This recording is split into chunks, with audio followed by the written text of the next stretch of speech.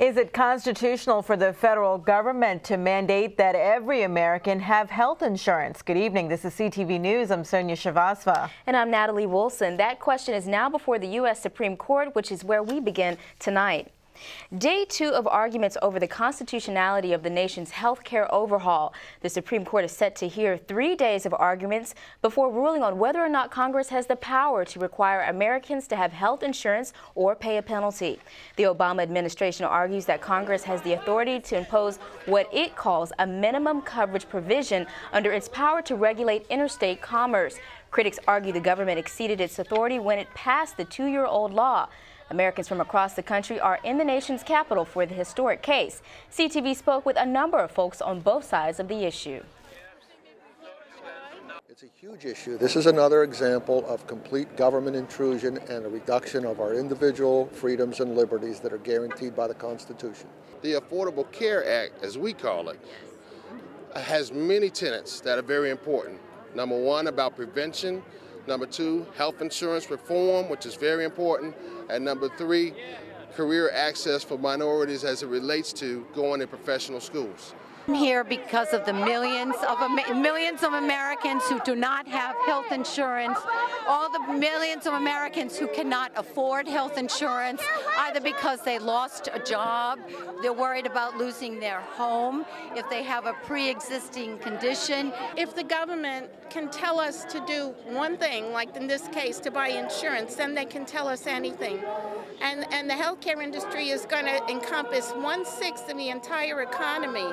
That's a huge thing, and I feel it's unconstitutional, and that's how I hope that they'll vote on it. The 9 justices will hear one more day of arguments. A ruling could come in the next couple of months. The Maryland General Assembly passes a health insurance exchange bill. The measure builds on previous legislation enacted as a result of federal health care reform. Officials say the legislation will allow Marylanders to compare rates, benefits, and quality among insurance plans. Critics say Maryland is moving too fast because the constitutionality of the federal health insurance law is being argued before the Supreme Court.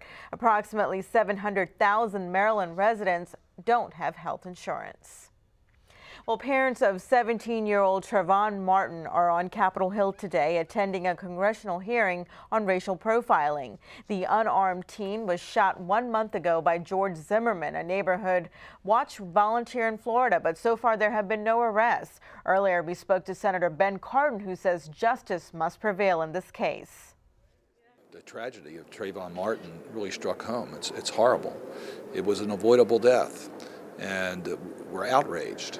Our first response is that we want justice. We want to make sure that there's a thorough investigation and those responsible are held accountable, including law enforcement who may have responded in a way that they should not have, and race may have played a major role. Senator Cardin is sponsoring legislation that would prohibit the use of racial profiling by law enforcement officials. Prince George's County has the highest number of foreclosures in the state, with over 112,000 residents facing the loss of their homes. Under a bank settlement announced by the Attorney General's office, the state will receive nearly $1 billion to help those residents stay in their homes. The money is part of an agreement with some of the nation's biggest banks to help repay homeowners who were victims of unfair servicing practices.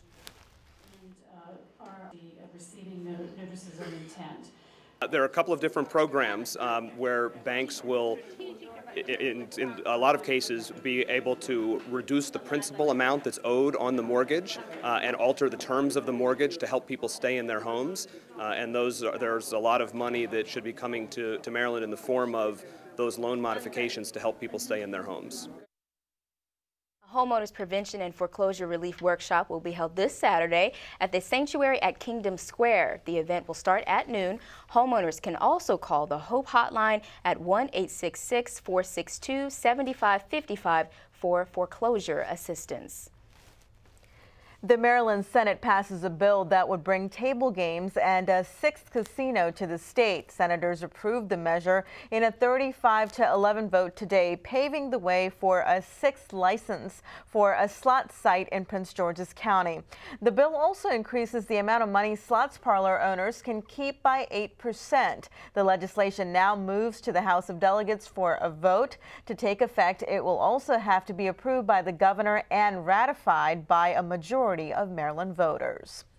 And you're watching CTV News. I'm Sonia Shavasva. And I'm Natalie Wilson.